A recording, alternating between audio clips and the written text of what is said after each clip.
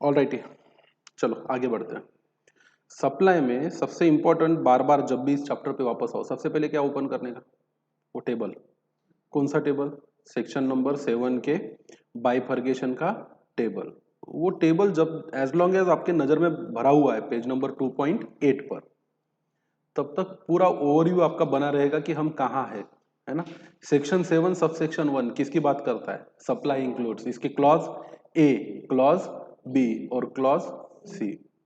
अभी तक हम कहाँ पहुंचे? सेक्शन 7 सबसेक्शन 1 का क्लॉज ए पढ़ लिया हमने, सप्लाई इंक्लूड्स में क्या क्या इंक्लूड होता है कवर कर लिया। क्लॉज बी किसकी बात करता है? इंपोर्ट की है आपने सर्विस की, इसमें एक्सेप्शन क्या है? ना ना ना ना ना, नहीं नहीं नहीं, इसमें कंसीडर, इसमें एक्सेप्शन किस पॉइंट को लेके दिया हुआ है? फर्दरेंस ऑफ बिजनेस है या नहीं है, तो भी उसको क्या माना जाएगा? सप्लाई। और फिर सेक्शन 7 सबसेक्शन 1 क्लॉज सी की बात हो रही है, ऐसी एक्टिविटीज जो स्पेसिफाइड की गई शेड्यूल 1 में, जो कहती है कि इसमें क्या नहीं होगा? कंसिडरेशन नहीं होगा, तो भी हम क्या मानेंगे? सप्लाई मानेंगे। और ऐसे कितने चीजों के बारे में बात की गई है?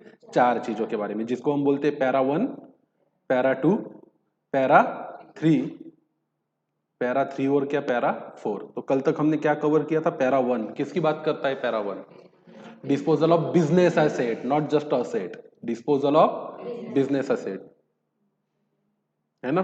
अगर विदाउट कंसिडरेशन है तो उसको हम क्या मानेंगे? सप्लाई। उसकी कंडीशन क्या है? अगर आपने उस पर क्या अवेल किया है? इनपुट टैक्स क्रेडिट अवेल किया है तो, और अगर नहीं किया है तो फिर आप डिस्पोज कर दो, तो आपको सप्लाई भी मानेंगे नहीं। पर कब? पर कब? अगर विदाउट कंसिडरेशन है तो। और बिजनेस असेट को आप डिस्पोज ऑफ कर रहे हो विथ कंसिडरेशन, तो वो सप्लाई है नॉर्मली, तो आपकी लायबिलिटी बनती है। जिसको बेचा है उससे अपने एसेट का पैसा और क्या लो साथ में? टैक्स का, जीएसटी भी लो उससे। क्लॉज 2 किसकी बात करता था? Para 2, sorry. हाँ, दो टाइप के पर्सन की बात की गई थी, कौन सा? एक रिलेटेड पर्सन और एक डिस्टिंक्ट पर्सन। तो डिस्टिंक्ट पर्सन की डेफिनेशन भी समझाई गई थी। रिलेटेड पर्सन का सेक्शन कौन सा था? 15। डिस्टिंक्ट पर्सन का सेक्शन 25। 25 के दो क्लॉज सब सेक्शन कौन से? 4 एंड 5, बराबर है। कौन है डिस्टिंक्ट पर्सन? अगर आप एक पैन कार्ड है आपका और आपके एक स्टेट में अलग अलग रजिस्ट्रेशन है, तो आप कौन हो? सब डिस्टिंक्ट पर्सन। अगर आपका एक पैन है और अलग अलग स्टेट में अलग अलग रजिस्ट्रेशन है, तो आप क्या हो? Distinct person. अगर आप एक पैन में रजिस्टर्ड हो एक स्टेट में और आपका एक बिजनेस दूसरे स्टेट में भी है जो रजिस्टर्ड नहीं है, फिर भी आप कौन हो? डिस्टिंक्ट पर्सन ही हो, वेदर रजिस्टर्ड और नॉट। ये क्लॉज था वहां पे। खैर चलो, उसी को लेके आगे बढ़ना है। तो ये दो पैरा हुए हैं, ऐसे दो पैरा या ऐसे दो केसेस जहां पर कंसिडरेशन नहीं भी होगा तो भी हम उसको क्या मानेंगे? सप्लाई मानेंगे, है ना। आगे बढ़ते, पेज नंबर बताइए कोई इसका, कौन सा था?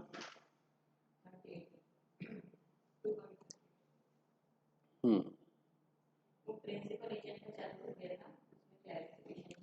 ठीक था, पढ़ते आइए देखते हैं।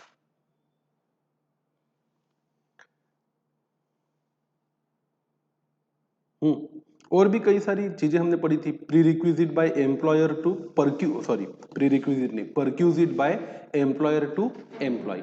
अगर पार्ट है सी टू सी का, पार्ट है किसका? सी टू सी एग्रीमेंट होता है, जैसे कॉस्ट टू कंपनी।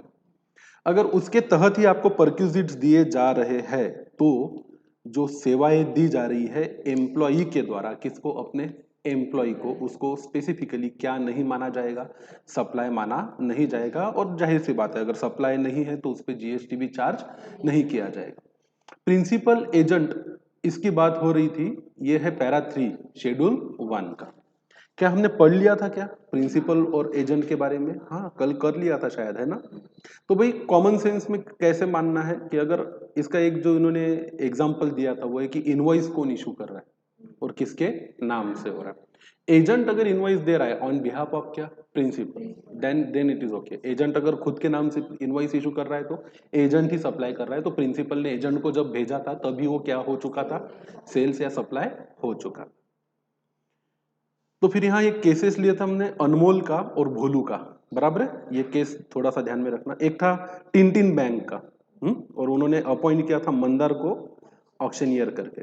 फिर एक गौतम का और किसका केस लिया था, गंभीर का, बहुत ही गंभीर केस था, जहां गंभीर ने खुद के नाम से क्या इशू कर दिया था, invoice.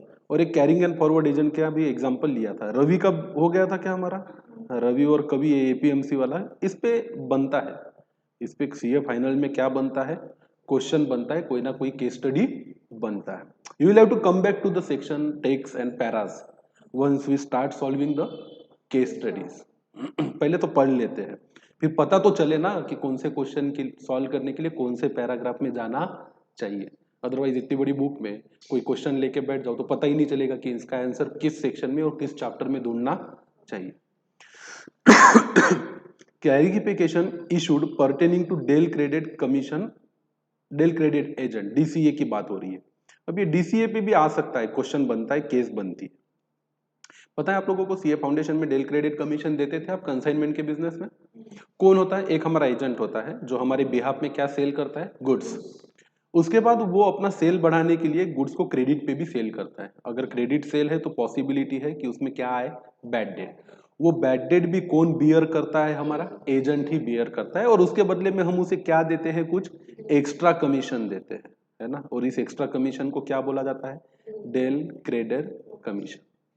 Let us first understand what is meant by DCA. In commercial trade parlance, a DCA is a selling agent who is engaged by a principal to assist in the supply of goods or services by contacting potential buyer on behalf of क्या, principal.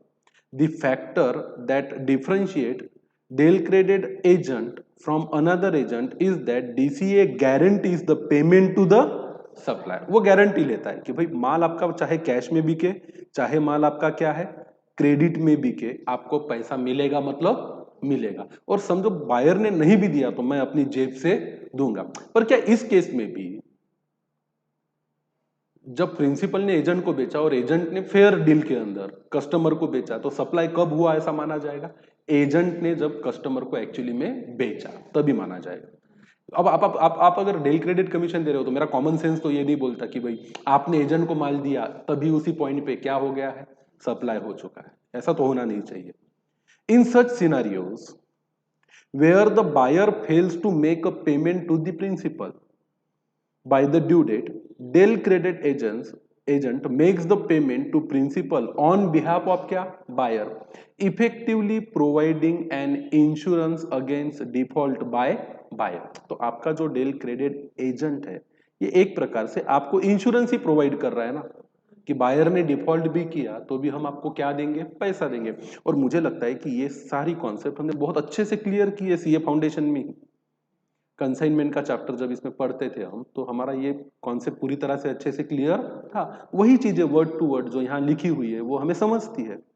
And for this reason the commission paid by the DCA may be relatively higher than the paid to the normal agent. आप अगर DCA को commission पे कर रहे हो तो जाहिर सी बात है वो आपके लिए रिस्क ले रहा है, बैड डेट खुद बेयर कर रहा है, और किसी भी सूरत में आपको गारंटी देता है कि पैसा डूबा भी तो मैं आपको लाके दूंगा, तो उसका कमीशन भी कैसा रहेगा, हायर ही रहेगा। In order to guarantee timely payment to the supplier, the DCA can resort to various method including extending short-term transaction-based loan to the buyer or paying the supplier himself and recovering the amount from the buyer with some interest at later date। अब बोलो आपका जो DCA है अगर आपको guarantee दे रहा है कि आपके बेचे हुए माल का पूरा पैसा आप तक पहुंच जाएगा, तो डीसीए जो है वो कुछ ना कुछ तो एक्स्ट्रा काम कर रहा है ना। दो काम कर सकता है, या तो खुद फाइनेंस करता है या अरेंज करवा देता है बायर को कि इससे पैसे ले ले, मुझे दे दे, मैं किसको दे दूंगा, सामने वाली पार्टी। या तो फिर एक काम कर, मैं मेरे जेब से देता हूँ, मैं डीसीए हूँ, आपको उधार बेचा मैंने माल, और मैंने आपके बिहाफ में पैसा पेमेंट कर दिया प्रिंसिपल को आज ही, आप मुझे 1 महीने बाद देना, 2 महीने बाद देना, 1 या 2 महीने का इंटरेस्ट मैं आपसे क्या करूंगा, लूंगा। तो जो भी उसकी बिजनेस मेथोडोलॉजी होगी उससे तो मना नहीं कर सकते। He is doing something extra to sell more goods. This loan is to be repaid by the buyer along with the interest to DCA at the rate mutually agreed between the DCA and buyer. इसका circular आया है 73/47/2080 GST has clarified the following issues in this regard. अब इस circular में serial number 1 में कुछ issue था और उसका क्या दिया है गवर्नमेंट ने क्लैरिफिकेशन. अब देखते हैं. Whether a DCA falls under the ambit of agent under para 3 of schedule 1 of CGST Act. ये क्वेश्चन को समझिए, क्वेश्चन का लैंग्वेज है कि क्या आपका DCA एजेंट कहलाएगा अंडर पैरा 3 ऑफ शेड्यूल 1. इसका मतलब बड़ा विपरीत है. अगर वो पैरा 3 शेड्यूल 1 के पैरा 3 के हिसाब से एजेंट है तो जब प्रिंसिपल ने एजेंट को माल दिया तभी वो क्या माना जाएगा, सप्लाई. तो क्वेश्चन आसान भाषा में ये कहता है वेदर, आपको लिखना चाहिए उसके नीचे, whether when goods are sent by principal to agent, will it be called as supply?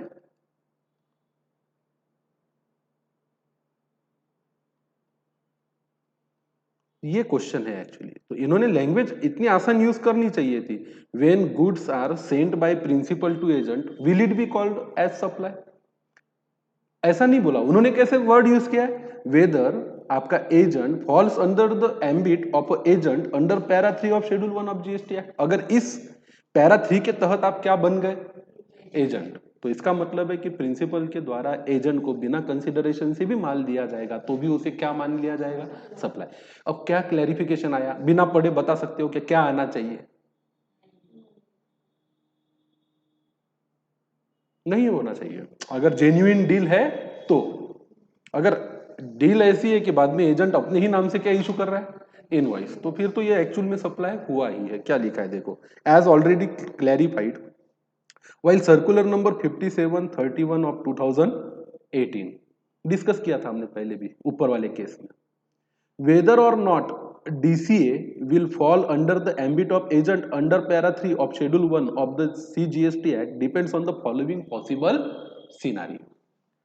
In case where invoice of supply of goods is issued by the supplier to the customer either himself or through DCA, DCA does not fall under the ambit of a agent. अब invoice कौन issue कर रहा है, original buyer को, principal. अगर ऐसा है तो आपका एजेंट,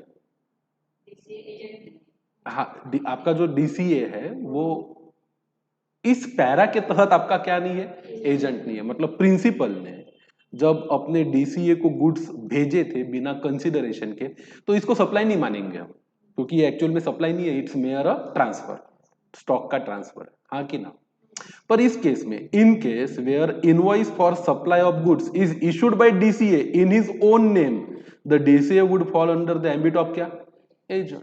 अब अगर DCA को लगता है ये तो गुड्स मैंने पहले ही खरीद लिए है ना प्रिंसिपल से, तो बेचेगा भी वो अपने ही नाम से, तो इसका मतलब है कि प्रिंसिपल ने जब DCA को दिया था तब वो क्या बन गया था, सप्लाई बन गया था. Very simple.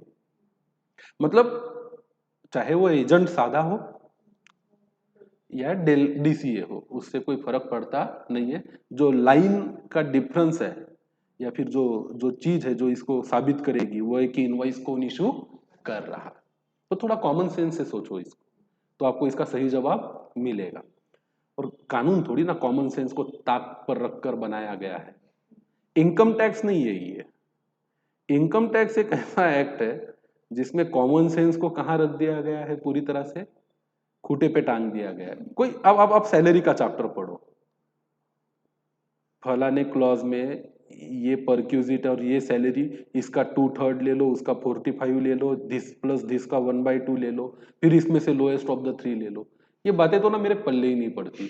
मतलब क्यों, जब आप इनकम टैक्स में पूछोगे क्यों, ऐसा ही क्यों, 2/3 ही क्यों, 45% और 50% ही क्यों, तो वो पढ़ाने वाला भी और लॉ बनाने वाला भी आपको क्या नहीं दे पाएगा, जवाब. बोले हाँ हमने किया है ना तो याद कर लो इसको, आपको ऐसा ही करना पड़ेगा. तो मेरे को ना हमेशा इनकम टैक्स IT मतलब इलॉजिकल टैक्स ही लगता है.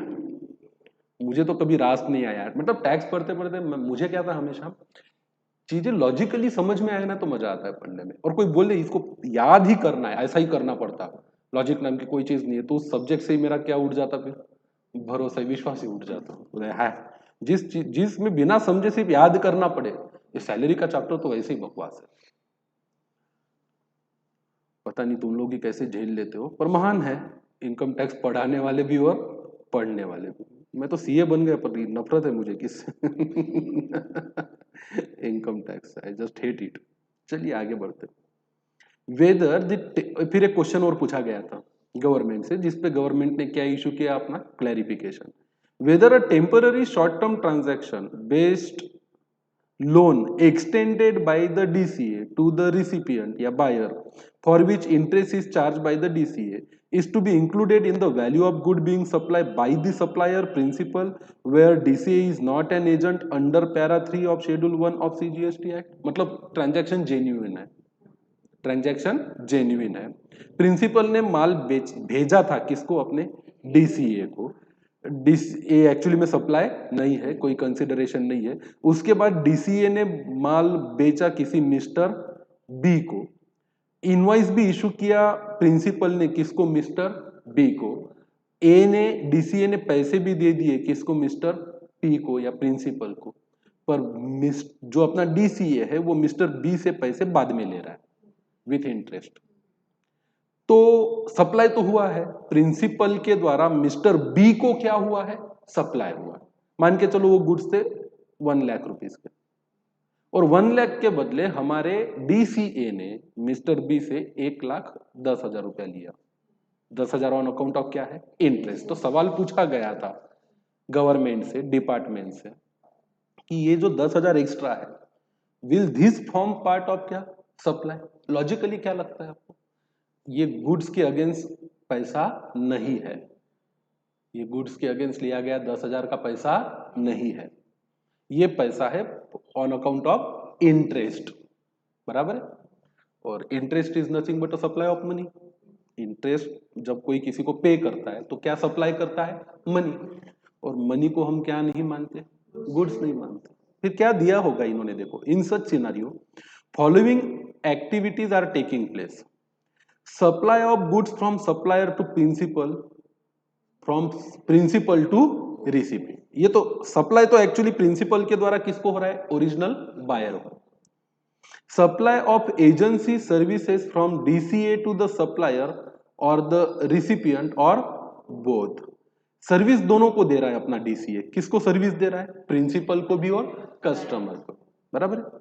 Supply of extension of loan service by DCA to recipient. DCA सिर्फ रिसिपिएंट को एक सर्विस दे रहा है, वो क्या है, लोन की सर्विस, कि भाई आपके पैसों की व्यवस्था मैं कर देता हूं, आप मुझे लेट देना, बदले में क्या देना, इंटरेस्ट देना। It is clarified that in cases where DCA is not an agent under para 3 of schedule 1, मतलब वो एजेंट नहीं है। इसका मतलब क्या हुआ कि वो सप्लाई दोनों के बीच में नहीं हुआ है, प्रिंसिपल और एजेंट के बीच में। ये वैसे जरूरत नहीं थी इतने क्या यूज करने की, इतनी जटिल लैंग्वेज यूज करने की। वो चाहते तो इसको बड़े सिंपल भाषा में क्या कर सकते थे, लिख सकते थे, पर नहीं ना, इतना सिंपल लिखेंगे तो थोड़ी ना ये गुड एंड सिंपल टैक्स कहलाएगा। उनको तो बनाना था क्या, जीएसटी बनाना था। फिर उन्होंने लिखा कि वो सप्लाई नहीं हुआ है, किसके बिटवीन नहीं हुआ है, प्रिंसिपल एंड आपके डीसीए के बीच में। The temporary short-term transaction-based loan being provided by DCA to buyer is a supply of service by DCA to recipient on principal to principal basis and it is an independent supply। अब चलो जो भी है वो एक independent supply है, मतलब उसका इस 1 लाख रुपए के माल से कोई लेना देना नहीं। हाँ, सप्लाई ऑफ सर्विस है, एक प्रकार से उसको सुविधा दे रहा है कि आप पैसा बाद में दिए तो भी चलेगा। Therefore, the interest being charged by the DCA would not form part of a value of supply of goods supplied by the principal to the buyer। उसमें उसको ऐड करने का कोई औचित्य नहीं है।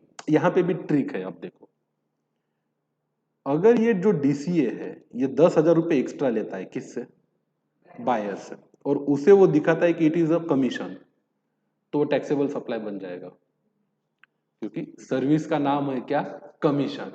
पर अगर वो उसको नाम देता है क्या, इंटरेस्ट, हाँ, तो एक होशियार इंसान क्या नाम देगा इसको, इंटरेस्ट नाम देगा कि कमीशन नाम देगा। फिर अगर इतना आसान है कि कमीशन को इंटरेस्ट दिखा देने से आप बच गए क्या पे करने से, जीएसटी, तो क्या लगता है सरकार की इस पे कोई नजर होगी या नहीं होगी?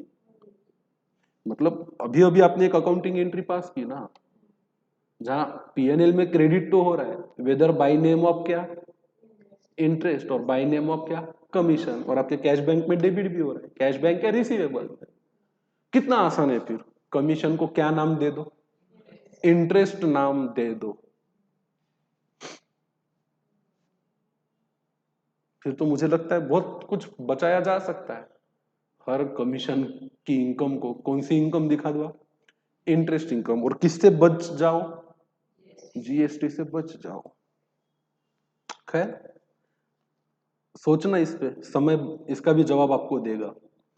Therefore, the interest being charged by the DCA would not form part of a value of a supply। चलो एक और सवाल आया फिर लोगों के दिल में ऐसे ट्रांजैक्शंस को लेके, उन्होंने पूछ लिया सरकार से, सरकार को भी लगा कि चलो क्यों ना इस पे क्या इशू कर दिया जाए, clarification, whether where DCA is an agent under para 3 of schedule 1, मतलब ट्रांजैक्शन ही जेन्युइन नहीं है।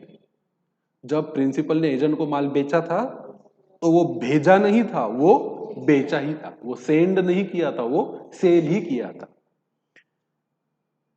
And makes payment to the principal on behalf of the buyer and charge interest to the buyer for delayed payment along with the value of goods being supplied, whether the interest will form part of a value of a supply of goods or not।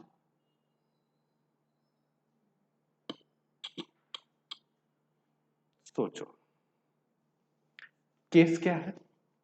In such scenario following activities are taking place, supply of goods by the supplier to DCA, ये तो prove हो गया क्योंकि schedule 1 para 3 के हिसाब से उसको क्या मान लिया गया, एजेंट, मतलब सप्लाई इन दोनों में ही हो चुका है, कौन, प्रिंसिपल और agent. Further supply of goods by DCA to the recipient, तो दूसरा भी सप्लाई हुआ, किसने किसको सप्लाई किया, फिर डीसीए ने रिसिपिएंट को।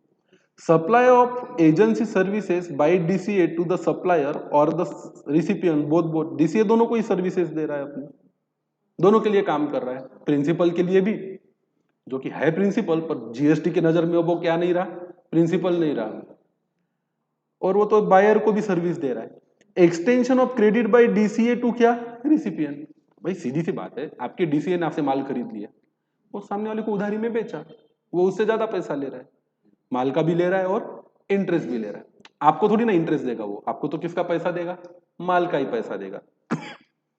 It is clarified that in cases where DCA is an agent under para 3 of schedule 1 of the act, the temporary short-term transaction-based credit being provided by DCA to buyer no longer retain its character of an independent supply and it subsumed in the supply of goods by the DCA to recipient। नहीं, यहाँ पे दो supply, confuse मत होना। किसमें add कर दिया जाएगा उस इंटरेस्ट की अमाउंट को, गुड्स की वैल्यू में। कौन, दो लोगों को गुड्स का सप्लाई कर रहे हैं, एक प्रिंसिपल एजेंट को और एजेंट बायर को। ये जो इंटरेस्ट ले रहा है ये कौन किससे ले रहा है, एजेंट ले रहा है, किससे, बायर से। तो बोला जाएगा कि विथ इंटरेस्ट जितना पैसा आ रहा है, विथ इंटरेस्ट जितना पैसा आ रहा है वो पूरा का पूरा पार्ट ऑफ क्या है, सप्लाई है। मतलब 1 लाख का माल प्रिंसिपल ने भेजा एजेंट को, तो प्रिंसिपल के बुक में सप्लाई दिखेगा कितने का, 1 लाख का, आउटवर्ड सप्लाई बोलेंगे। एजेंट के बुक में इनवर्ड सप्लाई दिखेगा कितने का, 1 लाख का। फिर एजेंट ने बायर को दिया 1 लाख में, तो ये हो गया क्या, उसके लिए सप्लाई, डीसीए के लिए। पर लेते वक्त लिए कितने, 1,10,000, तो अब वैल्यू ऑफ गुड सप्लाइड कितनी मानी जाएगी, 1,10,000। फिर वो अगर बुक में एंट्री दिखाता है इसकी बाय वे ऑफ क्या, इंटरेस्ट, तो इसका मतलब इंटरेस्ट पे भी यहाँ पे क्या चार्ज हो रहा है? जीएसटी। देखो क्या लिखा है, it is emphasized that the activity of extension of credit by the DCA to the recipient would not be considered as a separate supply, as it is in the context of supply of goods made by DCA to recipient. It is further clarified that the value of interest charge for such credit would be required to be included in the value of supply of goods by DCA to the recipient as per the section 15(2)(d) of the CGST Act. अब ये नई चीज आई है। क्या इसका मतलब ये है कि किसी भी नॉर्मल बिजनेस ट्रांजैक्शन में जहां माल बेचा गया है उधारी पे और इंटरेस्ट लिया जा रहा है सेलर के द्वारा बायर से फॉर लेट पेमेंट, तो will that all interest would form part of a supply? Yes, ये पढ़ के तो यही लॉजिक लगता है कि अगर इस केस में आपके डीसीए ने जो एक्स्ट्रा पैसा लिया है ओरिजिनल बायर से, किसके नाम पर? इंटरेस्ट के नाम पर, अगर वो पार्ट ऑफ क्या है, वैल्यू ऑफ क्या है, सप्लाई है, इसका मतलब किसी भी जेन्युइन ट्रांजैक्शन में, किसी भी जेन्युइन ट्रांजैक्शन में मिस्टर ए अगर मिस्टर बी को क्रेडिट पे माल बेचता है और लेट पेमेंट के लिए उससे क्या लेता है? इंटरेस्ट लेता है, तो माल पे तो आपको जीएसटी लगाना ही है, माल का पैसा लेना है, जीएसटी लेना है, इंटरेस्ट भी लेना है, उस पे भी जीएसटी लेना है और सरकार को देना है। तो अभी तक एक आम इंसान क्या सोचता था?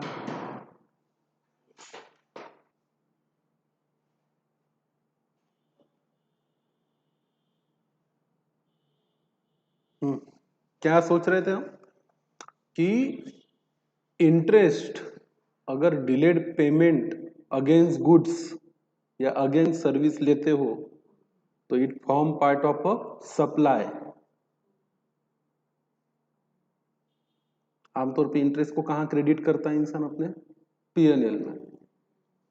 तो आपको ध्यान रखना चाहिए, if it is interest it is chargeable to tax. वैसे पढ़ेंगे आगे, चार्ज ऑफ जीएसटी नाम का चैप्टर कौन सा है?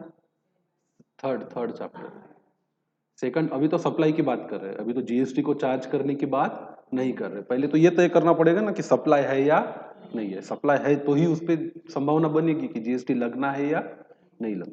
पर अगर पैरा 3 में वो एजेंट होगा तो ही लगेगा ना इंटरेस्ट। हाँ। यस, मैं तो एजेंट वाली बात ही नहीं कर रहा हूँ, मैं तो दो जेन्युइन ट्रांजैक्शन की बात कर रहा हूँ जहाँ पे एक डिस्टिंक्ट पर्सन है बायर और एक डिस्टिंक्ट पर्सन है सेलर। मतलब वो डिस्टिंक्ट पर्सन सेक्शन 25 वाला नहीं, अलग अलग लोग है दो। और सेलर जो है वो बायर से क्या ले रहा है? इंटरेस्ट ले रहा है, क्योंकि आपका पैसा लेट आया, तो ये इंटरेस्ट भी सप्लाई ही माना जाएगा। ये क्लैरिफिकेशन तो यही कहता है। अगला है इंपोर्टेशन ऑफ सर्विस पैरा 4। अब सर्विस का इंपोर्ट करेंगे हम, हो सकता है अगर मुझे बताओ सर्विस का इंपोर्ट किया कंसिडरेशन देकर, चाहे फर्दरेंस ऑफ बिजनेस के लिए हो चाहे ना हो, तो भी हम उसको क्या मानते हैं? सप्लाई। अब अगर इंपोर्ट ही कर रहे हो सर्विस का, भले ही बिजनेस के फर्दरेंस के लिए हो चाहे ना हो, और उस पर क्या नहीं दे रहे हो? कंसिडरेशन। क्योंकि अब शेड्यूल 1 में तो वही बात होती है ना, 4 केसेस की जहां आपने क्या पे नहीं किया? कंसिडरेशन पे नहीं किया। क्या लिखा है देखो, import of service by a person from a related person, from a related person और from his establishment located outside India. कहां बात होती है इस्टेब्लिशमेंट लोकेटेड आउटसाइड इंडिया की? आईजीएसटी एक्ट में। कहां बात होती है इसकी?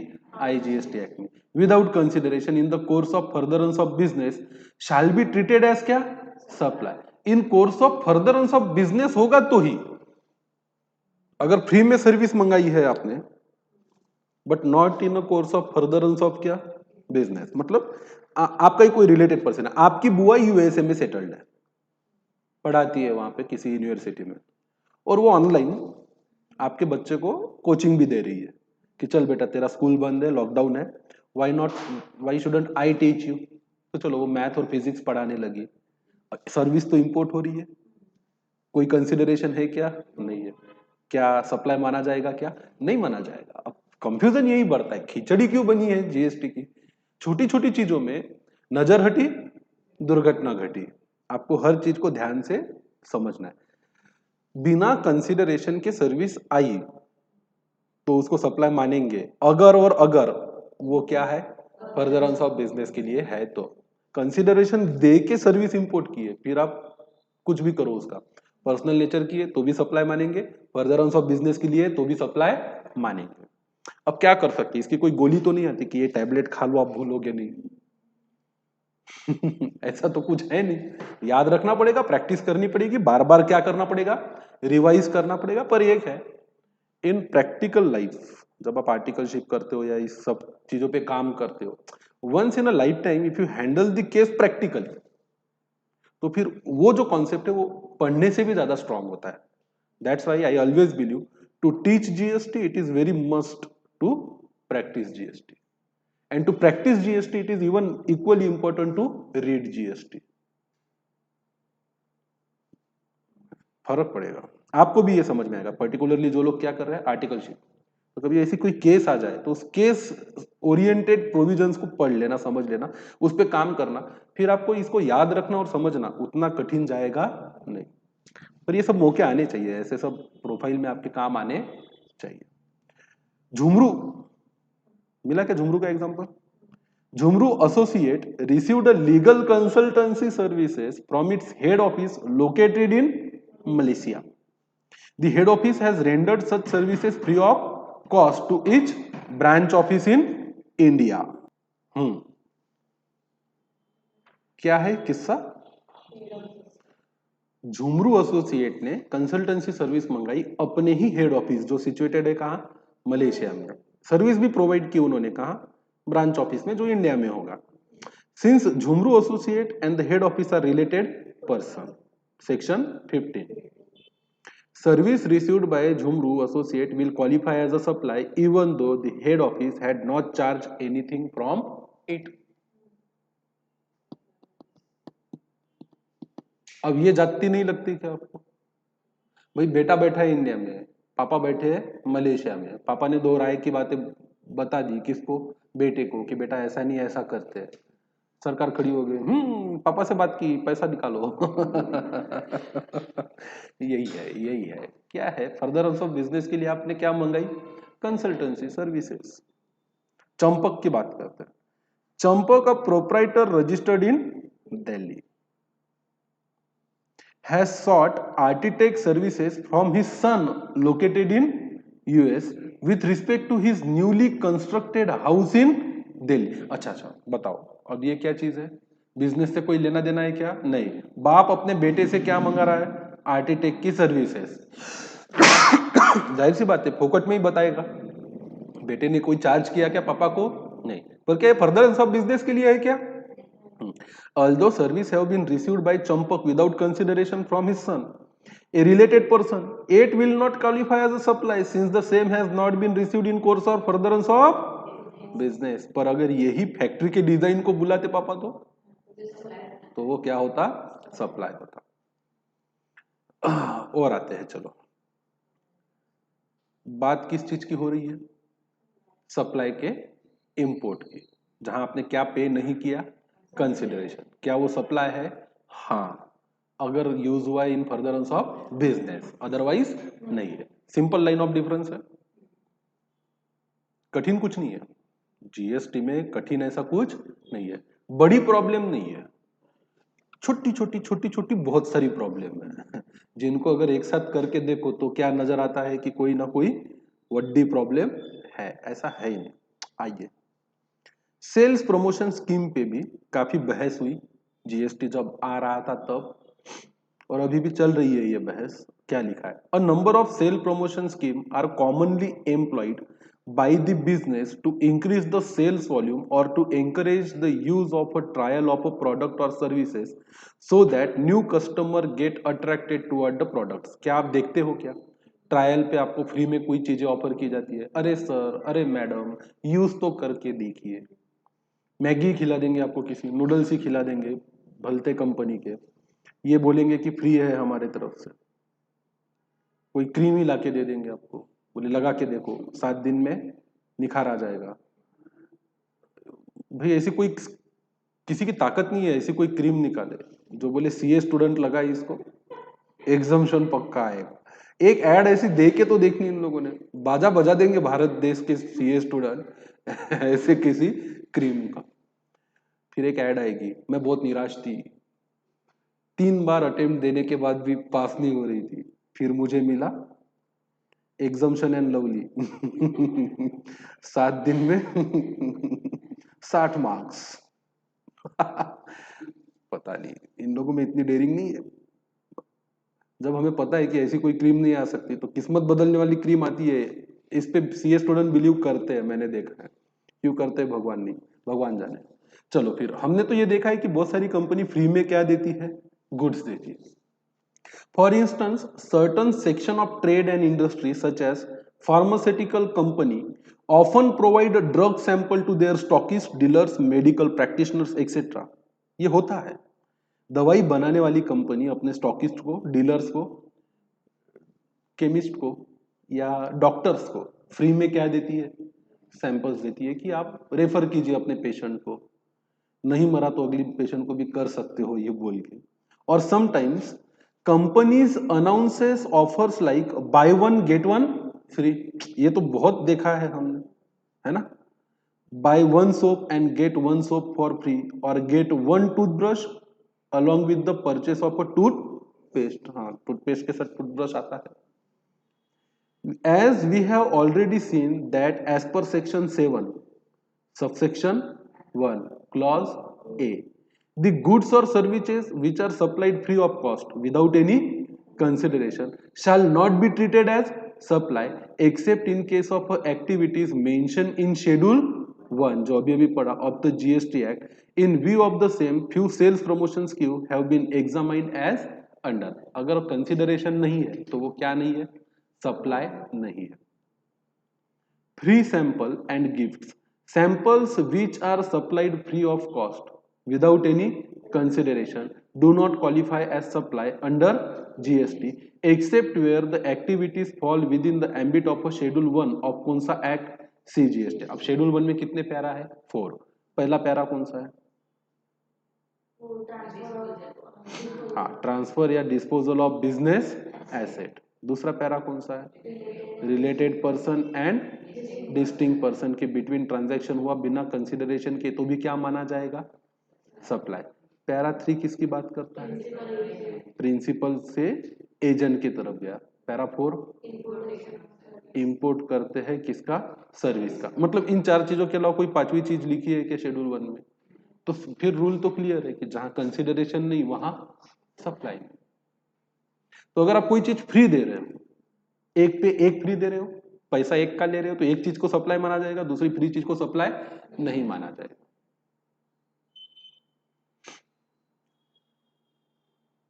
Bye one get one free, it may appear that first glance that in case of offer like a buy one get one free, one item is being supplied free of cost without any consideration. In fact, it is not an individual supply of free goods but a case of 2 or more individual supply where a single price is being charged for the entire supply. It can be best treated as a supplying 2 goods for the price of क्या, 1। तो इनका logic ये भी हम भी मानते हैं, bye one get one अगर फ्री है, फर्क है, ऊपर क्या था, ऊपर क्या नहीं है, फ्री सैंपल है। वो फ्री सैंपल में तो किसी भी प्रकार का पैसा आ ही नहीं रहा, तो वो तो सप्लाई नहीं है। पर bye one get one free is a different thing. वैसे तो देखा जाए तो एक के दाम में आप कितनी चीजें दे रहे हो, 2, तो सप्लाई की गई है कितनी चीजें, 2 चीजें, ऐसी ही माना जाएगा। Taxability of such supply shall be dependent upon whether the supply is a composite supply or a mixed supply। वैसे हमने पढ़ा था कि इसके लिए हमें अलग से स्टडी करनी पड़ेगी एक टॉपिक की, जिसको बोला जाता है कौन सा सप्लाई, कंपोजिट सप्लाई और एक mix supply. And the rate of tax shall be determined accordingly. Concept of composite and mixed supply has been discussed subsequently in this chapter। पढ़ेंगे अपन। अब आते हैं आगे, एक्टिविटीज और transaction to be treated as supply of goods और supply of क्या, services. ये है पेज नंबर आपका 39। अब वापस आइए पेज नंबर किस पे, 8 पर। वापस आएंगे आप पेज नंबर कहाँ, 8 पर, 2.8 पर, जहां स्टैट्यूटरी प्रोविजन का क्या दिया गया है, टेबल। किसकी बात करता है ये table, section 7 subsection 1 clause A, clause B और क्लॉज सी। क्लॉज सी में क्या दिया गया है, शेड्यूल 1 पढ़ लिया हम लोगों ने। अब आते हैं सेक्शन 7 के सबसेक्शन 1 ए पर। किसकी बात करता है, वेदर सर्टन एक्टिविटीज और transaction constitute a supply accordance with the provision of subsection 1 they shall be treated either as supply of goods और supply of services to schedule 2। तो अब शेड्यूल 2 पढ़ेंगे अपन, है ना। इस ये लाइन इतना ही है, सिर्फ 7.1 की लाइन इतनी है कि 7.1 कहता है, 1A कहता है कि अगर वो सप्लाई है भी गुड्स का या सर्विसेज का, तो आपको अगर दिक्कत है ये तय करने में कि गुड्स का है या सर्विसेज का है, तो हम उसको क्लैरिफाई कर रहे हैं शेड्यूल 2 में। वापस आ जाइए, पेज नंबर कौन सा है,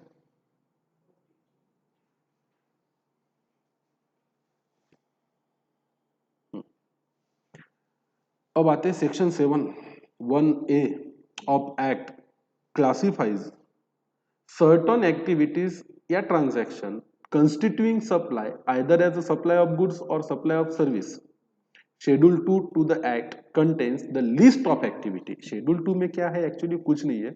Schedule 2 में simply the list of क्या, activity या list of transaction which have been classified either as a supply of goods or as a supply of service. इन्होंने क्लासीफाई कर दिया, तो अब आप दिमाग मत चलाइएगा उसमें। मुझे तो लगता है कि ये गुड्स का सप्लाई है, या मुझे तो लगता है ये सर्विस का सप्लाई। भाई शेड्यूल 2 ने बोल दिया ना, section 7 subsection 1A schedule number 2 कह दिया गया है कुछ एग्जांपल के साथ कि ये गुड्स का सप्लाई है या service. This help in mitigating the एम्बिग्युइटीज which existed in earlier law. पहले दिक्कत ये थी कि ये गुड्स का सप्लाई है या सर्विस का। Under earlier laws the restaurants used to charge both service tax and VAT on the value of a food served। सीधी सी बात है, देखो गुड फूड जो आपको दे रहा है वो गुड्स है, और आपको जो सर्विस के बदले पैसे ले रहा है वो सर्विस है, तो वो दोनों ही टैक्स लगाता था। गुड्स पे लगाता था वैट, देता था सेंट्रल गवर्नमेंट को, सर्विस पे लगाता था सर्विस टैक्स और देता था सेंट्रल गवर्नमेंट को। वैट देता था स्टेट गवर्नमेंट को और सर्विस टैक्स देता था सेंट्रल गवर्नमेंट को। This is so because both sale of goods and provision of services were involved, and therefore taxable event under both statute, that is under VAT law and service tax law, got triggered। दोनों ही जिम्मेदारी आती थी उसमें। Under GST the supply by restaurant is treated as a composite supply। अब जहां goods भी है और जहां क्या है, सर्विसेज भी है, ऐसे सप्लाई को क्या बोला जाएगा, composite supply. Concept of composite supply is discussed subsequently in this chapter. पर थोड़ा सा तो समझ में आ गया, कंपोजिट मतलब क्या होगा, गुड्स प्लस सर्विस, दोनों के ही इसेंस है जहां पर। Since food and service is naturally bundled in ordinary course of business. हाँ भाई, फूड सर्व करना मतलब फूड मतलब गुड्स, तो सर्व करना मतलब सर्विस, ये तो नेचुरली बंडल्ड है, इसको अलग कैसे करोगे, तो हम हाथ नहीं लगाएंगे, यहां से खुद उठाओ और खा लो, ऐसे थोड़ी ना चलता है। Further entry 6B of schedule 2 refer करेंगे नीचे के टेबल में, specifically provides that such composite supply shall be treated as supply of क्या, सर्विस। अच्छा, इसको हाईलाइट करना चाहिए आपको। कंपोजिट सप्लाई, इस वाले कंपोजिट सप्लाई को क्या ट्रीट करना है आपको, supply of services। Hence, the entire value of invoice shall be treated as a value of service leviable and to GST accordingly। फिर पहले पहले काफी दिक्कत गई, मुझे याद है जुलाई को GST लॉन्च किया था, जुलाई में ही लगभग 12 या 13 को मैं कहीं ट्रैवल कर रहा था, तो रेलवे स्टेशन पे मैंने कोई फूड लिया और आई वॉज सो शॉक्ड उस पर कितना % GST लगा था, 18%। क्योंकि जब ये कानून आया था तो उन्होंने बोला कि ऐसे कंपोजिट सप्लाई को क्या माना जाएगा, सप्लाई ऑफ सर्विस, और सर्विस का रेट कितना है, 18%। तो एवरीबडी वाज सो शॉक्ड कि हम तो खाना खा रहे हैं, तब अरुण जेटली जी थे हमारे क्या फाइनेंस मिनिस्टर। और लोगों ने फिर ट्वीट करना और व्हाट्सअप करना चालू कर दिया कि ये महसूस हो रहा था कि हमारे साथ हमारे टेबल पे मोदी जी और जेटली जी भी बैठे हैं। अरे फर्क पड़ता है भाई, आप 100 रुपीज का एक डोसा ऑर्डर करो और आपको बिल देना पड़े कितना, 118 का, तो ये तो लगेगा ना कि भारत सरकार ने आपके साथ बैठ के क्या शेयर किया, डोसा शेयर किया। तो फिर ये तो बाहर खाना तो तब कोविड तो था नहीं, तो बहुत ज्यादा इसकी क्या होने लगी, चर्चाएं होने लगी।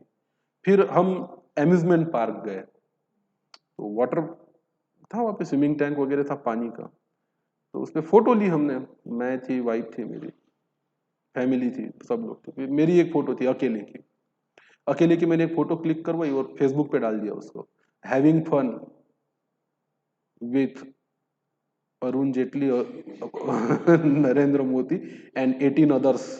क्योंकि बिल ही ऐसा आया था, 500 rupees entry fees plus 90 rupees per head, उस पर क्या लगा, जीएसटी लगा। वही अखड़ जाता है। अगर आप 10 लोगों को लेके गए हो पर हेड 90, 10 लोगों के हिसाब से अगर 900 बेवजह देने पड़े, तो ये फीलिंग तो आएगी ना कि मेरे साथ फन कौन कर रहा है, मेरी सरकार भी मेरे साथ एंजॉय कर रही है। तो काफी काफी लोगों का रेजिस्ट हुआ, पर्टिकुलरली सर्विसेज को लेके तो नहीं, पर फूड को लेकर। फिर इसमें स्कीम भी लाए वो लोग, 18% को मारो गोली, फूड पे फिर फाइनली कितने पे सेटल किया इन्होंने, 5%। उसमें भी स्कीम है, हम पढ़ेंगे आगे।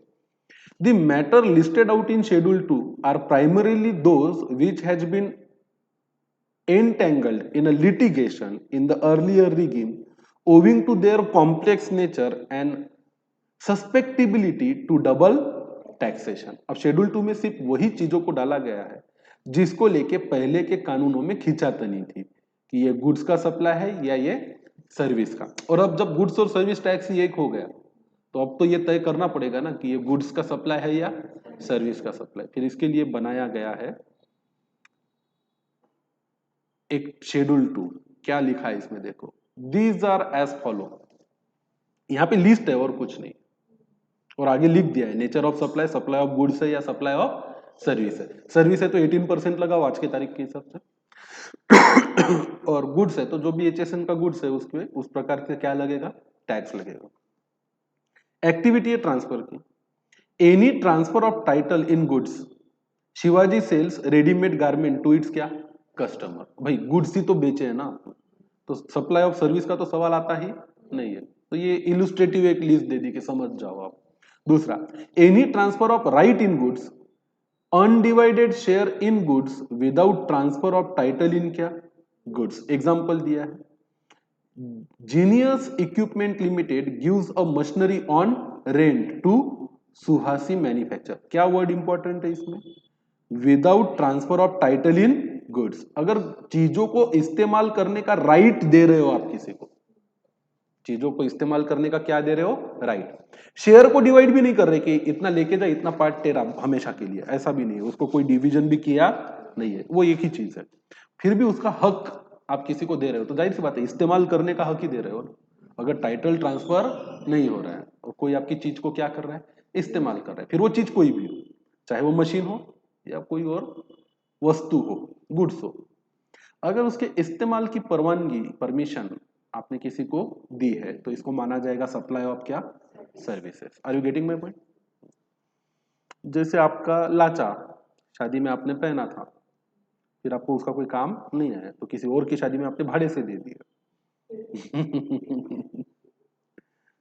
दे सकते हो ना, लोग 1-1 लाख रुपए का लाचा लेते हैं, बड़ा जोश रहता है ना, इंसान शादी करता है तो वो ये नहीं सोचता बाद में क्या करूं मैं 1 लाख रुपए के लाचे का, फिर क्या किसी और की शादी में भाड़े से चढ़ा दो। तो ये क्या माना जाएगा, supply of service. Any transfer of title in goods, देखो वर्ड बड़ा इंपॉर्टेंट है, गुड्स में ही क्या ट्रांसफर हो रहा है, टाइटल। अगर गुड्स का टाइटल ही ट्रांसफर हो गया तो सप्लाई ऑफ क्या है, गुड्स की है, फिर ज्यादा सोचने की जरूरत नहीं है। Under an agreement which stipulate that property shall pass to further date upon payment of full consideration as you agree. याद करो सीए इंटरमीडिएट में अकाउंट्स में हायर पेमेंट का चैप्टर पढ़े थे, हायर परचेस का चैप्टर पढ़े थे। क्या होता है हायर परचेस एग्रीमेंट में, जब आप लास्ट इंस्टॉलमेंट देते हो तब पर्टिकुलरली आप पूरी तरह से उसके क्या बन जाते हो, ओनर। बराबर है ना। Dhruv Capital supplied good on hire purchase basis to क्या, customer. Optima manufacture supplies toys to retail और सेल और रिटर्न बेसिस। आप कैसे भी ट्रांसफर करो, सेल और रिटर्न पे करो या हायर परचेज पे करो, इसको माना जाएगा क्या, सप्लाई किया आपने, सप्लाई ऑफ गुड्स किया। लैंड एंड बिल्डिंग की बात होती है।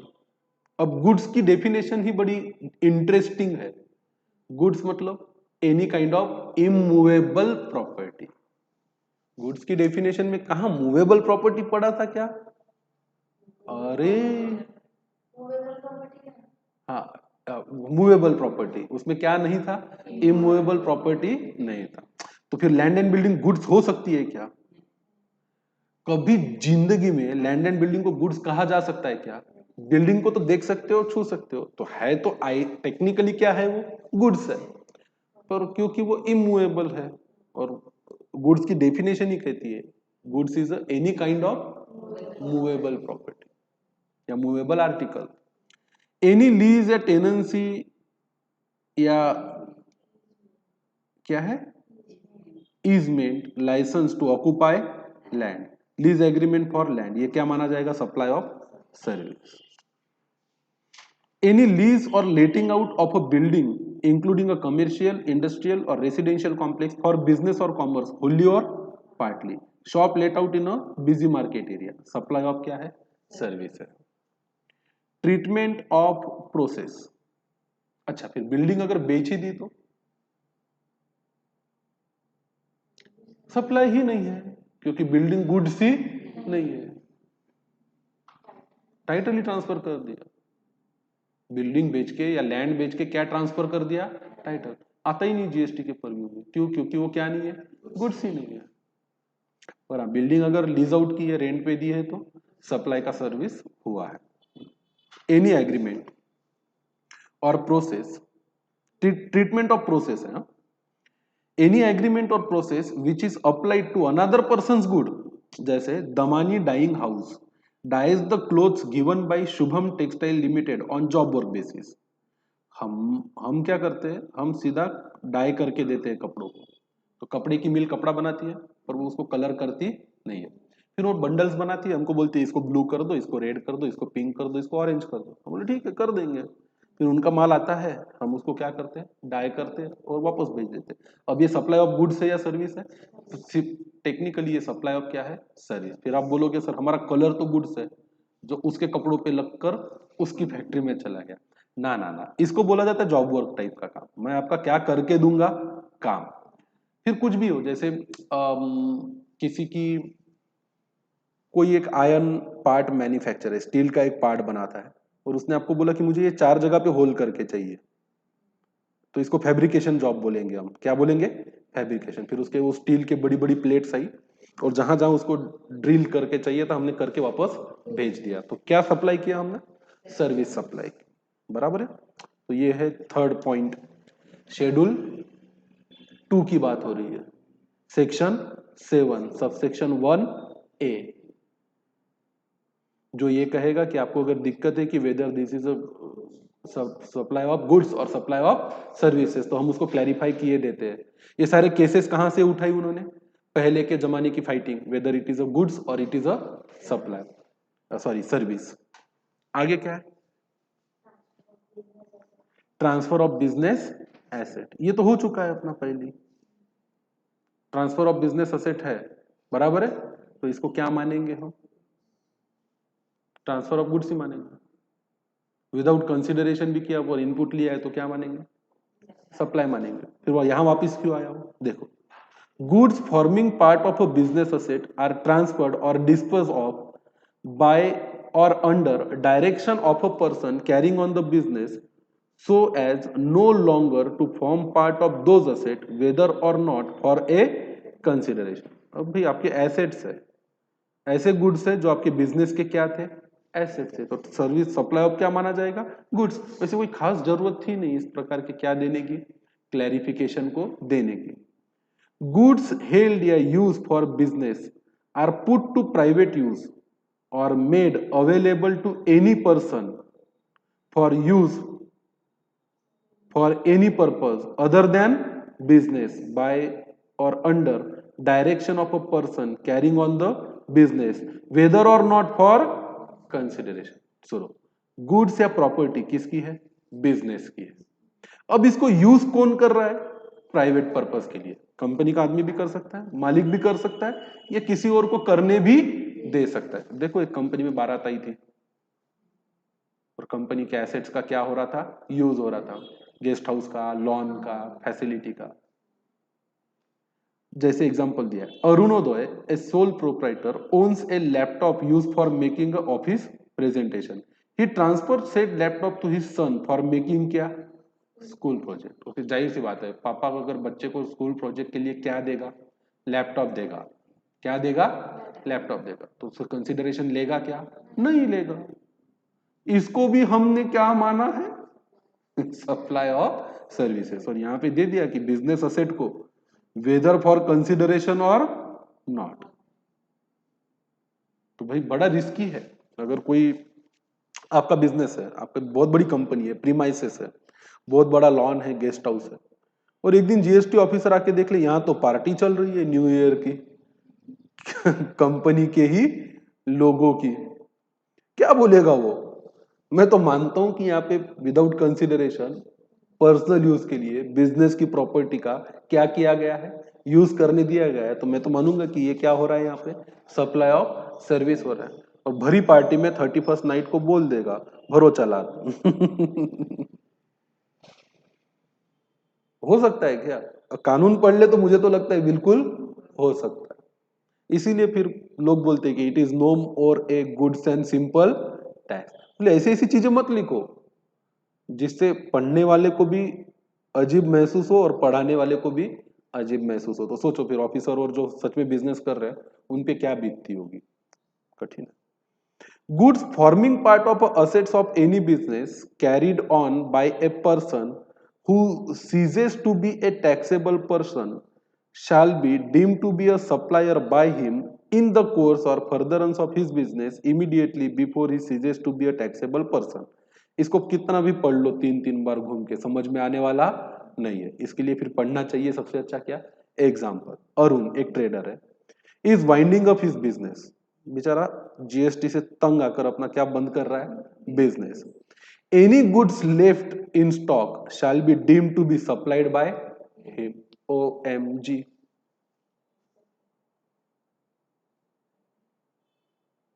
Exception, business is transfer as a going concern to another person। इसको बाद में पढ़ेंगे, तो एक स्पेशल टॉपिक ही है। जब पूरे के पूरे बिजनेस का क्या होता है? ट्रांसफर होता है एज अ गोइंग कंसर्न। इसको तो छोड़ दो। अब सुनो, लॉजिक बताता हूं।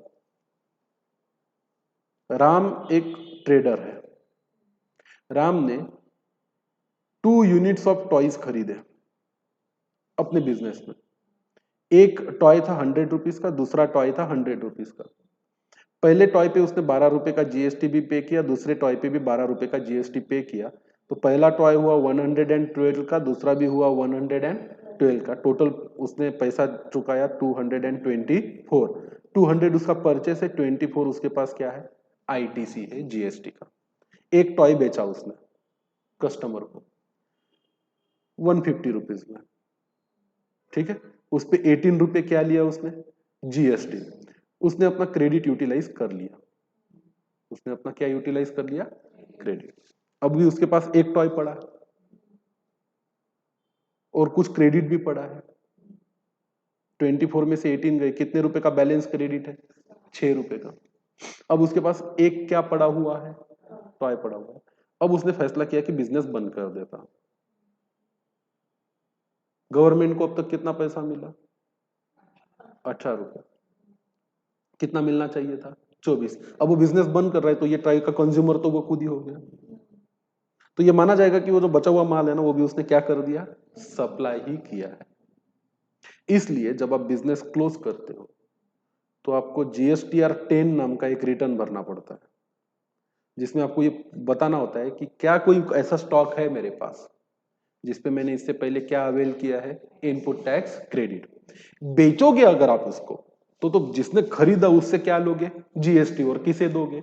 गवर्नमेंट को। अब जब आप उसको बेच ही नहीं रहे तो ये तो माने आप ही ने खरीद लिया। यही माना जाएगा ना कि आप ही ने खरीद लिया। पहले आप एक टैक्सेबल पर्सन थे, जीएसटी में रजिस्टर्ड थे, और जब आप अपना बिजनेस ही बंद कर रहे हो तो आप अभी सीज टू बी अ क्या हो गए, टैक्सेबल पर्सन हो गए। अब पढ़ो ऊपर की line, goods forming part of asset of any business carried on by a person who ceases to be a taxable person shall be deemed to be supplied by him in the course or furtherance of business immediately before he ceases to be a taxable person। धंधा बंद करते वक्त, बिल्कुल बंद करने से पहले ये माना जाएगा कि जितना भी माल आपके पास पड़ा है वो आपने क्या किया है, सप्लाई किया है। सप्लाई किया है तो उस पर क्या भर दो, गवर्नमेंट को टैक्स भर दो। सीधी सी बात है ना। फिर वो जो टॉय आपकी दुकान में एज अ क्लोजिंग स्टॉक आखिर के दिन एक टॉय का 1 यूनिट पड़ा है, वो तो आप ही ने खरीद लिया, आप ही यूज करोगे। और उसके बाद अगर किसी को बेचोगे भी तो आपके पास तो जीएसटी का नंबर नहीं है, तो जिसको भी बेचोगे उससे जीएसटी लेके गवर्नमेंट को देने वाले तो नहीं हो, तो अभी दे दो ना। इसलिए ऐसे पूरे स्टॉक को क्या माना जाता है, सप्लाई। वैसे दिमाग पे बड़ी प्रेशर पैदा करता है ये सिचुएशन कि मेरा बच गया माल, मैं बिजनेस क्या कर रहा हूं, बंद, और सारे बचे हुए माल को बोल रहे हो आप कि ये मेरा क्या है, सप्लाई है। तो लॉजिकली दिमाग को ये बात पटती नहीं है। पर आईटीसी के नजर से देखो तो आप बिजनेस बंद नहीं करते, तो उस माल को बेचते तो उससे क्या लेते, माल का पैसा और जीएसटी का पैसा, और किसको देते, गवर्नमेंट को। अब आप दुकान बंद कर रहे हो, आपने लाइसेंस कर दिया अपना सरेंडर, सॉरी लाइसेंस भी छोड़ दिया और जीएसटी का नंबर भी कर दिया कैंसिल। तो आपके पास जो माल बचा है, या तो आप दो चीजें होगी, या तो आप किसी और को बेचोगे बंद करते वक्त भी या बंद करने के बाद, या तो खुद ही कंज्यूम करोगे। तो किसी और को बेचोगे तो लोगे क्या उससे टैक्स, लोगे, क्योंकि मार्केट में तो कीमत जीएसटी पकड़ के ही है, पर सरकार को दोगे क्या, नहीं, तो सरकार बेवकूफ थोड़ी है। तो बोली कि आप बंद करते वक्त ही हमको उस पर क्या पे कर दो, टैक्स। इसलिए उसको क्या माना गया है, सप्लाई। या तो अगर खुद ही वो टॉय खुद के बच्चों के लिए घर ले जा रहे हो कि चलो दुकान को ताला लगा दिया, ये टॉय खेल ले बेटा, तो आपने तो खरीदा उसको, तो उसका गवर्नमेंट को क्या दे दो, टैक्स। तो लॉजिक के नजर से देखोगे तो सही लगता है। फिर लोग कहते हैं जो इंसान पहले ही बिजनेस बंद कर रहा है वो तो मरने पे टिका हुआ है, उससे भी आप क्या ले रहे हो, टैक्स ले रहे हो। क्यों ना ले भाई, it is ultimately a tax to be borne by the consumer. आप डूब गए, इसका मतलब आप कंज्यूमर नहीं हो, क्या हो, तो आपको हमें क्या देना चाहिए, टैक्स देना चाहिए। Business is carried on by a person personal representative who is deemed to be a taxable person. कौन है टैक्सेबल पर्सन,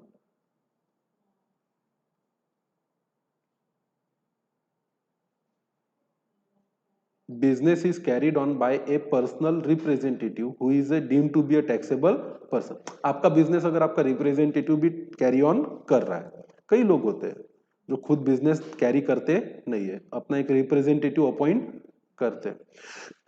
और जीएसटी का रजिस्ट्रेशन लेते वक्त आप बिल्कुल लिख सकते हो कि ये मेरा कौन है, रिप्रेजेंटेटिव, उसको टैक्सेबल पर्सन मानते हैं। अब आते हैं renting of immovable property. renting of a commercial complex, renting of a precincts of a religious place, renting of a property to an educational institutional, permitting the use of immovable property for placing a vending or dispensing machine, ये सब क्या माने गए हैं, supply of services.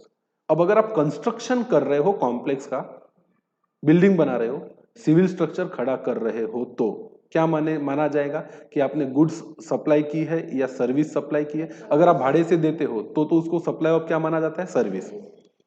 देखो, construction of a complex, builder लोग आपके लिए कॉम्प्लेक्स बना के देते हैं। बिल्डिंग बनाना या सिविल स्ट्रक्चर खड़ा करना और part thereof including a complex और building intended for sale to the buyer wholly और पार्टली। भाई आपने फ्लैट सिस्टम बनाई, या तो पूरा का पूरा बेच दो या उसमें से 10 में से 3 फ्लैट बेचो, चलेगा ना। 4 फ्लोर की बिल्डिंग है, 2 बेचो 2 मत बेचो, चलेगा ना। Except where the entire consideration has been received after issuance of a completion certificate. अब ये नई चीज आई है, whether required by the competent authority और after its first occupation whichever is क्या, अर्लियर। फिर कहना क्या चाहते हैं, नीचे देखो एग्जाम्पल को, Rathi Builders has constructed individual residential unit for an agreed consideration of 1.2 CR per unit. Rupees 90 lakh per unit were received before issuance of a completion certificate by the competent authority and balance after the completion. अब ये case है, इसमें क्या दिया है, क्या कहना चाहते हैं? पार्ट 5 का A, renting of immovable property, supply of क्या है? सर्विस है। पार्ट बी, अगर आप किसी भी प्रकार की कंस्ट्रक्शन ऑफ कॉम्प्लेक्स बिल्डिंग या सिविल सर्विस भी स्ट्रक्चर करके किसी को बनाकर देते हो तो उसे भी माना जाएगा सप्लाई ऑफ क्या? सर्विसेज। क्या लिखा है? The term construction includes addition करना, अल्टर करना, रिप्लेसमेंट करना और रीमोल्डिंग ऑफ एनी एग्जिस्टिंग क्या? Civil structure. चलो ठीक है, वैसे इतने ज्यादा ज्ञान की जरूरत नहीं थी कि कंस्ट्रक्शन किसे कहते हैं। The expression competent authority means the government or any authority authorizes to issue the completion certificate under any law for a time being in force, and in case non-requirement of such certificate from such authority from any following namely। कुछ नहीं, देखो अब सीधी सी बात है, अगर आप एक contractor हो तो आपको किसी ना किसी अथॉरिटी से एक सर्टिफिकेट जरूर लेना होता है कि जो वादा किया था उस वादे के हिसाब से काम का क्या कर दिया हमने? कंप्लीशन कर दिया। क्योंकि पहले तो चीजें जब डिस्कस होती है तो जो बिल्डर होता है वो तो मैप दिखाता है नकाशा दिखाता है और उसके हिसाब से बोलता है कि ये चीज ऐसी बना के दूंगा। चलो फिर कंटिन्यू करते हैं।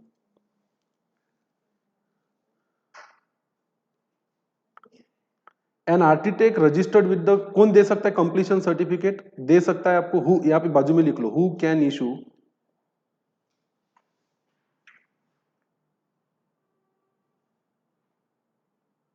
Who is the competent authority, है ना?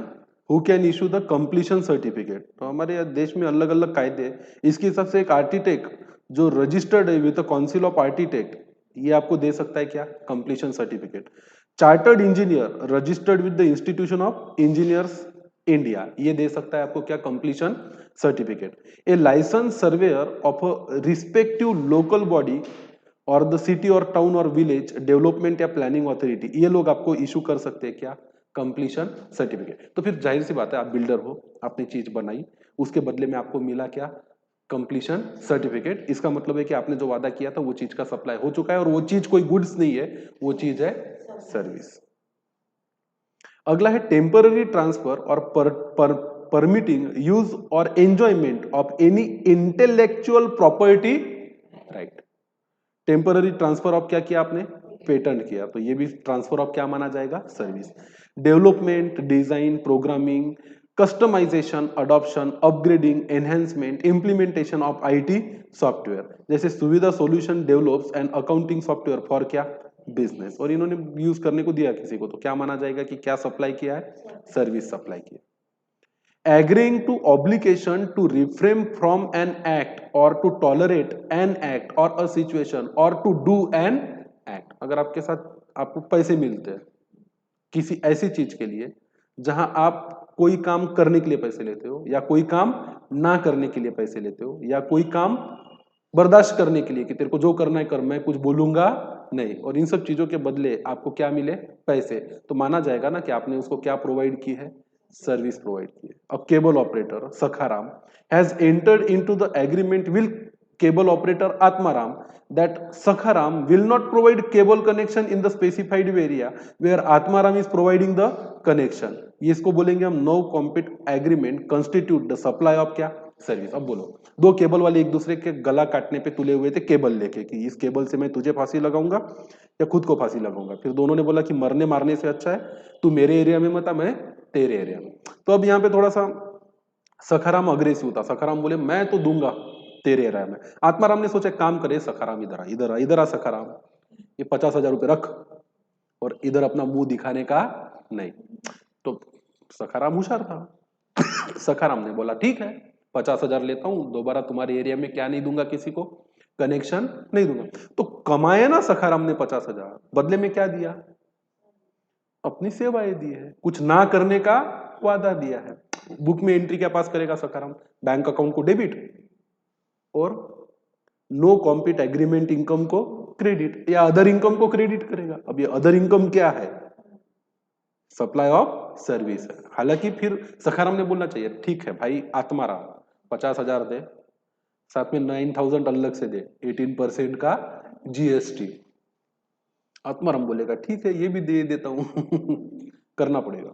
अगर सखाराम ने नहीं लिए उससे 9,000 एक्स्ट्रा तो खुद के जेब से किसको भरने पड़ेंगे? सखाराम को भरने पड़ेंगे। अगला क्या है और लेट डिलीवरी। अब एक जनरल चीज क्या है कि if you are a business, ध्यान रखना आपके trading profit and loss account के क्रेडिट में जो जो चीजें जा रही है हर चीज को गौर से देखो।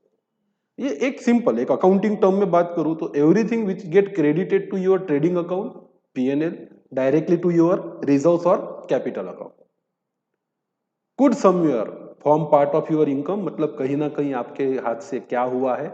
सप्लाई हुआ है। Lately delivery charges recovered from supplier for non fulfilment of contract with in stipulated time. ठीक है भाई, आपने किसी से डिलीवरी चार्जेस लिए या लेट डिलीवरी चार्जेस लिए कि आपने समय पे क्या नहीं प्रोवाइड किया, मेरा काम नहीं किया, तो आपको तो जो भी चार्जेस ले रहा है वो तो एंट्री क्या करेगा अपने बुक में? बैंक अकाउंट को डेबिट, और other income late delivery charges fine penalty ऐसी सब इनकम को क्या करेगा? क्रेडिट। हुआ क्रेडिट बुक में, क्रेडिट हुई मतलब आपकी क्या है? इनकम। जहां जहां इनकम वहां वहां supply, GST. A notice pay recovered from an employee for leaving the job before agreed period of notice for leaving a job। ये बड़ी जबरदस्त चीज है, इसको स्टार मार्क लगाओ। क्या होता है कि एक कंपनी में किसी को जॉब देते वक्त मैंने कंडीशन रखी थी, अगर आप जॉब छोड़कर जाना चाहते हो तो कम से कम 3 महीने पहले बताना। एक एम्प्लॉय को भारी गड़बड़ थी, बोले ये रहा मेरा इस्तीफा, मैं आज के आज ही जा रहा हूं, तेरे से जो करना होता वो कर ले। मैंने बोला ठीक है, क्लॉज पढ़ ले। जब नौकरी ज्वाइन की तो हमने बोला था कि अगर 3 महीने से पहले इस्तीफा देके भाग गए तो आपसे पर्टिकुलर 1 महीने के 20,000 रुपए, ऐसे 3 महीने के कितने काटे जाएंगे? 60,000 रुपए काटे जाएंगे। तो कंपनी के लिए तो क्या हुआ? ये इनकम ही हुई ना, कंपनी का एंट्री पास करेगा, पैसे तो नहीं काटेगा। आप देखो कंपनी को उसको सैलरी देनी है, तो कंपनी के बुक में बैलेंस शीट में लायबिलिटी में दिख रहा है पेएबल 1 लाख रुपीज। कंपनी के बुक में पेएबल कितना दिख रहा है? 1 लाख। उस एम्प्लॉय को उसका सेटलमेंट करने के बाद हमें कितने रुपए देने थे? 1 लाख देने थे। तो अगर हम पूरे 1 लाख दे देते और उस पर कोई फाइन पेनल्टी नहीं लगाते तो एंट्री क्या पास करते? लायबिलिटी या पेएबल को डेबिट और बैंक को क्रेडिट। अब क्योंकि वो छोड़ के जा रहा है तो हमें उसके कितने काट लेने हैं? 60,000 काट लेना। तो 60,000 काटने के बाद हम हमारे बुक में एंट्री क्या करेंगे? लायबिलिटी को डेबिट करेंगे 1 लाख टू कंपेंसेशन या नोटिस पे फलानी इनकम ढेकानी इनकम को करेंगे क्रेडिट और बैंक को करेंगे क्रेडिट। कितना? सिर्फ 40,000 रुपीज। तो देखो ये चीज ऐसी नहीं समझ में आएगी आपको, अगर इसकी अकाउंटिंग एंट्री समझते हो तो समझ में आएगी। एम्प्लॉय को देना कितना था? 1 लाख। पूरा का पूरा 1 लाख दे देता तो कोई सवाल ही नहीं आता था कि मैंने कोई एक्स्ट्रा इनकम कमाई ही नहीं है। पर अगर उसके 60,000 डिडक्ट करना हो तो एंट्री क्या पास करूंगा? पेएबल को डेबिट, है ना, और इनकम जो भी है मैंने कमाई उससे काटा पैसा उसको क्रेडिट और बैंक को क्रेडिट। तो ये जो क्रेडिट है ये तो जाएगा आपके पीएनएल के क्रेडिट में। अरे हाँ कि ना? तो ये तो क्या हो गया फिर आपके लिए? सप्लाई हो गया। तो हमेशा देखना केस स्टडी जब भी पढ़ोगे इस नजर से भी देखना, सॉरी इस नजर से भी देखना कि इसकी अकाउंटिंग इफेक्ट क्या जा रहा है। अगर वो आपके पीएनएल के क्रेडिट में जा रहा है तो उसे क्या बोलना चाहिए? सप्लाई बोलना चाहिए। ओके, और आगे चलते हैं। आगे क्या है फिर?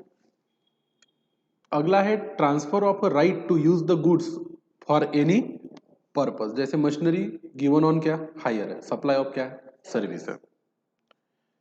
आगे लिखा है फॉलोइंग कंपोजिट सप्लाई। एक होता है वर्क्स कॉन्ट्रैक्ट सप्लाई, इसको स्टार लगाना। वर्क्स कॉन्ट्रैक्ट सर्विस को हमेशा सप्लाई ऑफ क्या माना जाएगा? जीएसटी में सर्विस माना जाएगा। वर्क्स कॉन्ट्रैक्ट होता क्या है देखो, means a contract for building construction fabrication completion erection installation fitting out improvement करना मॉडिफिकेशन करना रिपेयर करके देना मेंटेनेंस करके देना रिनोवेशन करके देना अल्टरेशन करना या कमीशनिंग करना, मतलब बढ़ाना और भारी बनाना, of any immovable property. Of any किसकी बात हो रही है? Immovable property where in transfer of property in goods whether as a goods or in some other form is involved in the execution of such contract. तो क्या है work contract? किसी भी इमूवेबल प्रॉपर्टी में उसका फैब्रिकेशन करना, उसका completion करना, उसका इरेक्शन करना, मतलब एक फ्लोर पे दूसरा फ्लोर चढ़ाना, उसमें कुछ इंस्टॉलेशन करना, फिटिंग आउट करना, उसमें इंप्रूवमेंट करना, उसमें मॉडिफिकेशन करना, दो कमरों को तोड़ के एक कमरा करना या एक कमरे को दो कमरों में डिवाइड करना, उसका रिपेयर करना, उसका मेंटेनेंस करना, उसका रिनोवेशन करना, अल्टरेशन करना of any immovable property where in transfer of property in goods whether as a goods or in some other form is involved in the execution of such contract. मतलब उसमें जो भी चीजें हम लगाएंगे वो चीजें भी किसकी हो गई? आपकी। मतलब आपके यहाँ पे एक प्लम्बर आता है, वो आपके घर में नल की क्या करके देता है? फिटिंग करके देता है। नल तो क्या है? गुड्स है। साथ में फिटिंग कर दे रहा है तो क्या है? सप्लाई है, सर्विस है। तो उसने क्या किया है आपके लिए? वर्क्स कॉन्ट्रैक्ट की सर्विस दी है, जिसमें उसने आपके इमूवेबल प्रॉपर्टी में कुछ एडिशन किया, अल्टरेशन किया, फैब्रिकेशन किया, साथ में उसने जो गुड्स लाए थे उसकी भी ओनरशिप किसको दे दी? आपको दे दी। और उसमें एक कंपोनेंट और इन्वॉल्व है, वो किसका है? सर्विस का। Supply by way of or as a part of any service or any other manner whatsoever of a goods being food or any other article for human consumption or any drink, इन सबको हम मानेंगे कि work आपने हमने क्या supply की है आपको? सर्विस। मतलब सिंपल एग्जांपल देता हूँ, आपके एसी का फिल्टर खराब हो गया था, आपने एक फोन किया एक वर्कर को, इलेक्ट्रिशियन को, वो आके देख के गया, बोले साहब इसका फिल्टर चेंज करना पड़ेगा। ठीक है, तो हमने पूछा फिल्टर कितने का है? तो उसने बोला सर फिल्टर है 8,000 रुपये का, तो प्लस, बोले ठीक है सर इसमें अब फिटिंग के चार्जेस 2,000 लगेंगे, तो आप 10,000 दे देना, मैं पार्ट भी लगा दूंगा और फिटिंग भी कर दूंगा। अब ये है कौन सा? यहाँ पे गुड्स भी सप्लाई हो रहे हो और सर्विसेज भी, पर ये वर्क कॉन्ट्रैक्ट्स में आएगा। Means the contract for building या कंस्ट्रक्शन या फैब्रिकेशन और कंप्लीशन और इरेक्शन और installation, fitting out, improvement of medical, maintenance, renovation, alteration और commissioning of any immovable property बात की है। तो यहाँ पे इमूवेबल प्रॉपर्टी में अगर वो इंटीग्रल पार्ट है आपके किसके? बिल्डिंग का, वो बिल्डिंग में सेंट्रलाइज एसी ही लगा हुआ है जिसको बिल्डिंग से अलग किया भी नहीं जा सकता, तो फिर माना जाएगा कि ये कौन से नेचर का है? Works contract. इसमें गुड्स भी है, सर्विसेज भी है। फिर उस पर सवाल आएगा कि किसके कितने चार्ज लगाओ, तो इसको मानेंगे आप सप्लाई ऑफ क्या? सर्विसेज। और इस पे लगाओगे कितना परसेंट? 18%। फिर लास्ट पढ़ते हैं, supply of goods by an unincorporated association or body or a person to its member thereof for cash, deferred payment or any valuable consideration. अब क्या होता है? Unincorporated association or body of a person or member thereof for cash supply करता है अगर goods for value or other consideration, इसको supply of goods माना गया है। रेसिडेंट वेलफेयर एसोसिएशन है ऑफ संस्कृति सोसाइटी सप्लाई करता है air condition to its member at a concessional price. ठीक है, तो इसको मानेंगे हम सप्लाई ऑफ क्या? गुड्स, क्योंकि यहाँ गुड्स ही बड़े क्लियरली दिए हुए हैं कि आपने क्या सप्लाई किया है? गुड्स को सप्लाई किया है, एयर कंडीशन को सप्लाई किया है। कल के लेक्चर में कंटिन्यू करेंगे आगे के टॉपिक्स को।